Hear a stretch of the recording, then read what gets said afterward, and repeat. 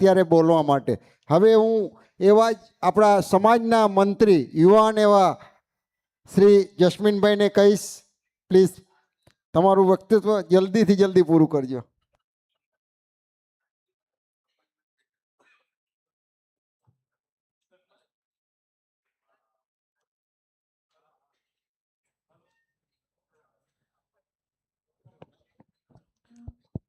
Hello, સન્માનીય મંચ તથા પધારેલા જ્ઞાતિજનો, હું ખાસ ક્રાંતિવીરો જ કહીશ બધાને. હું ક્રાંતિકારી પક્ષ સાથે લગભગ 2018થી જોડાયેલો છું. આ યુવાનોને જે રીતે આપણે પક્ષમાં જે પ્રોત્સાહન આપવામાં આવે છે એ ખરેખર અકલ્પનીય છે. અને બીજાને તો કદાચ એમ કહીએ ને બીજા કોઈ પક્ષની એ તાકાત જ નથી કે જે આટલું પ્રોત્સાહન આપી શકે, કેમ કે એ પોતે જ મોટા જ એનો ક્યાંય કોઈ હોદ્દા ઉપર આવવાનો વારો આવેલો નથી કે એ નવા યુવાનોને કોઈ ચાન્સ આપે. એટલે જ આપણા ક્રાંતિકારી પક્ષ પાસે સેવા કરવા માટે યુવાનોની મોટી ટીમ આપણી પાસે હાજર છે. અત્યારે કોઈ પણ ક્ષેત્રમાં, કોઈ પણ કમિટીમાં નાનેથી લઈ અને મોટા સુધીના દરેક યુવાનોથી લઈ અને મોટામાં મોટી વ્યક્તિ જોડાયેલી હોય છે, જેથી આપણે કોઈ પણ સંચાલન કરવું હોય તો કોઈ જગ્યાએ તકલીફ આવતી નથી. દરેક જાતના સંચાલન સારી રીતે, સ્મૂથલી અને વ્યવસ્થિત સંચાલન થઈ શકે એના ઘણા બધા દાખલા છે. આજે આપણે સ્કૂલ કમિટી કહીએ કે રેસિડેન્સી કમિટી કહીએ કે આપણી કલ્ચર કમિટી કહીએ, કોઈ પણ રીતે કોઈ જગ્યાએ ક્યાંય પ્રોબ્લેમ આવવા દેતા નથી. એવી જ રીતે ખાસ આપણા પક્ષે સમાજની અંદર જે સમાજ અને સંઘ બંનેમાં એક્ઝિબિશન્સ કન્ટિન્યુ કરાવી અને લેડીઝને ખાસ પ્રોત્સાહન આપવામાં આવે છે. કે અત્યારે જ તાજો દાખલા લઉં, આ મહિનાની અંદર જ જે લાસ્ટ એક્ઝિબિશન આપણા મુંબઈ સમાજના કલ્ચર કમિટીના કન્વીનર પિયુષ ગુટકા અને તેમની આખી ટીમ તેમણે મળી અને જે એક્ઝિબિશન રાખેલું હતું એમાં 125 સ્ટોલ બુક થયેલા હતા અને દરેક બહેનોએ સારામાં સારો બિઝનેસ મેળવેલો. અને દરેકના રિવ્યૂ, મને લાગે છે 125માંથી 90 લેડીઝે કદાચ રિવ્યૂ આપેલા છે અને બધા પોઝિટિવ રિવ્યૂ. ખરેખર જે આ કામ થઈ રહ્યું છે, આ કામ, આ વિચાર પણ સામેવાળાને નથી આવે એટલું વ્યવસ્થિત કામ આ આપણા પક્ષની અંદર સારામાં સારી રીતે સંચાલન કરી અને થઈ રહ્યું છે. એવી જ રીતે પ્રોત્સાહન આપવું તેમજ આપણે સહાય કરવી. સમય સમયે જરૂરિયાતમંદને ગમે તે રીતની સહાયની જરૂર પડતી હોય છે. આજની તારીખમાં મેડિકલ સહાયમાં કહીએ ઉત્તરોત્તર વધારો થતો જાય છે, કેમ કે મોંઘવારી વધી છે અને ભિવંડીની અંદર ખાસ કહીએ તો કમાવું અઘરું બન્યું છે.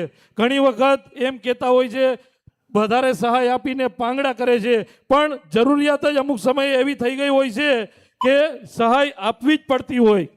તો એ માટે વધુમાં વધુ જ્ઞાતિજન સુધી પહોંચી શકાય એવી સહાય સમયસર બધાને આપવામાં આવે છે.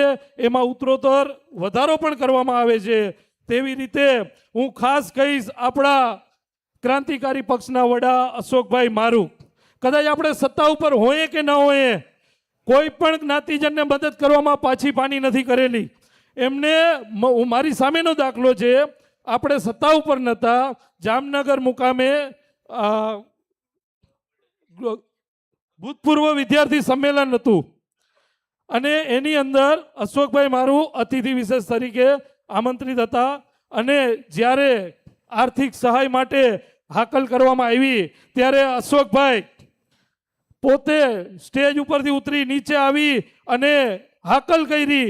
એક પછી એક પહેલા પોતાનું નામ લખાવ્યું, પછી એક જ્ઞાતિજનને પકડીને કીધું ભાઈ તારા કેટલા નામ લખવા છે? ઓલા 5 કીએ એને 10 કરાવેલા છે, 10 કીએ એના 25 કરાવેલા છે, 25 કીએ એના 51 કરાવેલા છે. એવી રીતે ત્યારે ને ત્યારે અડધી કલાકની અંદર લગભગ 300 થી 400 પરિવારના આર્થિક સહાયના નામ લખેલા હતા. એ સમય વગર સત્તાએ, જો સત્તા ઉપર હોય તો શું કરી બતાવે. એવી જ રીતે આપણે આટલા મોટા પ્રોજેક્ટો લઈને આવ્યા છીએ. આ પ્રોજેક્ટો એમને નથી, એમની પાછળ એમનું બળ છે. આખા ક્રાંતિકારી મવડી મંડળ એમનું બળ છે. ફંડ કેમ ભેગું કરશું એ સવાલ જ નથી આવતો. ફંડ ઓટોમેટિક ભેગું થઈ જ જાય છે, કેમ કે કાર્યો અને વિઝન પ્રોપર રીતે રજૂઆત કરે છે, પ્રોપર વિઝન સાથે, અને કાર્ય પૂરા કરેલાના ઘણા બધા દાખલા છે, ત્યારે આ થઈ શકે છે. આજે કોઈ એકાદ કામ નહીં કરેલું હોય ને તો એ સામેવાળા બતાવશે, પણ એ એમ નથી બતાવી શકતા કે અમે પણ આ વાયદો કર્યો ને પૂરો કરેલો છે. જેની જગ્યાએ એ આપણા આગળથી આશા રાખે છે કે તમારું આ કામ બાકી છે. હું તો કહું છું એ અમારા માટે પોઝિટિવ કહી જાય છે કે અમને યાદ કરાવે છે કે અમે ભૂલીએ નહીં કોઈ કામ બાકી રહીએ એમ, અને સતત કામ કરાવ્યા રાખે છે, અને કામ કરવા ટીમ સક્ષમ છે એટલે કામ કર્યા રાખે છે. તેવી જ રીતે અમદાવાદ માટે પણ ઘણું બધું કહે છે. તો હું ખાસ કહીશ, આજ અમદાવાદમાં આપણા એક છોકરો જેમને હાર્ટ ટ્રાન્સપ્લાન્ટ માટેનું 3 વર્ષ પહેલાં છે ને વાત આવેલી હતી. એમના મામાનો આપણે સંઘનું અધિવેશન હતું, એના આગલા દિવસે રાતના જ મને ફોન આવેલો. તરત જ મેં અશોકભાઈને રજૂઆત કરેલી. બીજા જ દિવસે સંઘનું અધિવેશન હતું, અને ત્યારે ને ત્યારે એના હાર્ટ ટ્રાન્સપ્લાન્ટ માટે 30 લાખ રૂપિયાની રકમ જગ્યા ઉપર 1 કલાકની અંદર ભેગી કરાવેલી હતી, જે ખરેખર અકલ્પનીય કામ છે. આ જલ્દીથી બધા માટે થતું નથી. એ કામ ક્રાંતિકારી પક્ષ તરત જ કરી શકે છે, જેમાં દરેકને હાકલ કરેલી હતી અને દરેક પક્ષના લોકો જોડાઈને ફંડ ભેગું કરાવેલું હતું, અને એ જ ઓપરેશન અમદાવાદ મુકામે થયેલું હતું. એટલે જ અમુક જગ્યાએ અમદાવાદ પણ ખૂબ જ જરૂરી છે, જે આપણે ખાસ સમજવું જોશે. અને આ જ રીતે આ દરેક કાર્યોમાં આવી જ રીતે આપણે આગળ કાર્યરત રહી શકીએ, તેના માટે દરેક જ્ઞાતિજનને ખાસ હાકલ કરું છું. 1 થી 130 ને ચોકડી મારી અને વિજય બનાવો. 21 તારીખે શુક્રવારે ભિવંડી વાડી અને 23 તારીખે રવિવાર દાદર વાડીમાં વોટ કરવા કોઈ પણ રહી ન જાય, તેની ખાસ હાકલ કરજો. કેમ કે આપણે સમજી લેશું બધું કામ તો ક્રાંતિકારી જ કરે છે, એ બધા જાણે પણ છે, છતાં વોટ કરવામાં જો આળસ કરશું તો તેનો ગેરલાભ પણ ન થાય, એ પણ આપણે જ ધ્યાન રાખવાની છે. એટલે ખાસ દરેકને વિનંતી છે, વોટ કરવા વધુમાં વધુ જ્ઞાતિજન નીકળો, જરા પણ આળસ કરતા નહીં. આપણી પણ એક સમાજ પ્રત્યેની ફરજ છે, તે સમજી વોટ કરવા ખાસ બધા દરેક એક જણ ઘરમાં કોઈ રહી ન જાય, દરેક જજો વોટ કરવા. Thank you.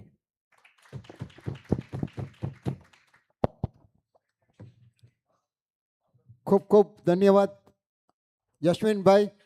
આપણા સમાજના યુક્તા યુવાન એવા મંત્રી તરીકે સેવા આપી રહ્યા છે. અને હમણાં જ સાંભળજો ભાઈઓ, હમણાં જ એક્ઝિબિશન કમ સેલ લગાવેલું હતું. 175 સ્ટોલ નીચે 125 સ્ટોલ નીચે લાગેલા હતા, અને 125 સ્ટોલ દરેક બહેનોને ખાલી 450 યા 500 રૂપિયામાં આપેલા હતા. અને બિઝનેસ કેટલો થયો હતો?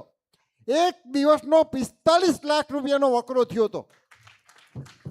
આપણી બહેનો દ્વારા બનાવેલી વસ્તુઓ વેચાવી એક જ દિવસમાં 45 લાખ રૂપિયાનો અહીંયા વકરો થયો હતો. સાંભળજો, આવા કામ ક્રાંતિકારી પક્ષ કરી રહ્યું છે. ખૂબ ખૂબ ધન્યવાદ. આ હાલારી સમાજના મંત્રી તરીકે જે સેવા બજાવી રહ્યા છે. હવે હું વિનંતી કરીશ